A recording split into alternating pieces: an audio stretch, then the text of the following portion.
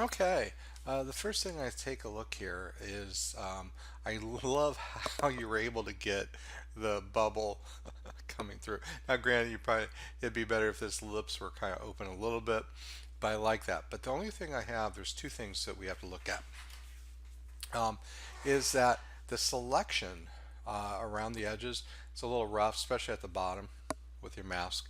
And I didn't see an adjustment layer added. I saw layer style added. Adjustment layer is where you come down here to the layers panel and you, for example, hue and saturation, I change the color. Now that affects all the layers below it. That's why we have to clip it. So that's why we go up to layer and we choose create clipping mask, and that groups it with that layer right below it. So like in this case, I increase the saturation, but see, I can change that color. Now, most likely, with this, the best thing to probably do is to probably use your elliptical marquee to start off with a selection. Okay, and what I want to do is I want that bottom portion just to be a circle as much. I'm going to do a select transform selection. Hold on one second, we're going to sneeze. Okay, I'm back. And what you do is you resize this to fit majority of the bubble. You can stay right in a little bit. Now the problem you're going to have to do is you're going to have to edit afterwards.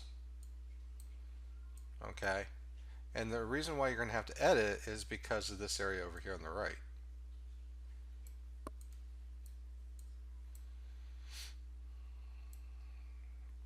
Okay, now what I'll do is then I'll apply the layer mask to this. Oh, let me hide that shadow. And let me go back. I gotta redo this.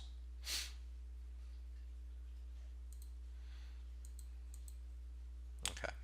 I forgot my elliptical marquee has feathering turned on, so it softens it.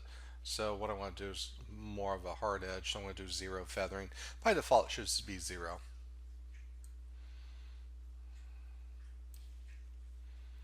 And then again, I use the transform selection because it makes it get a little bit better, as close as possible. And I try to stay within, I come inside the pixel a little bit, just because you don't want to be on the edge. You don't want to get any of the blue to come through.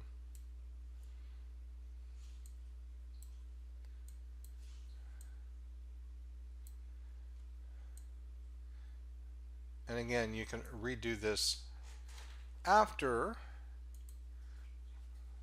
So here you get this bubble, and if we compare it to what the original is, see, it's a little bit better smooth. Now what you do is you're going to go in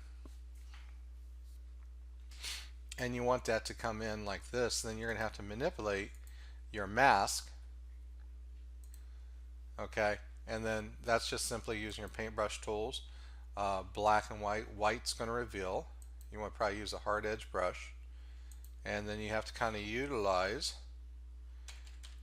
the size of the brush accordingly. You know, and I'm doing this real quickly.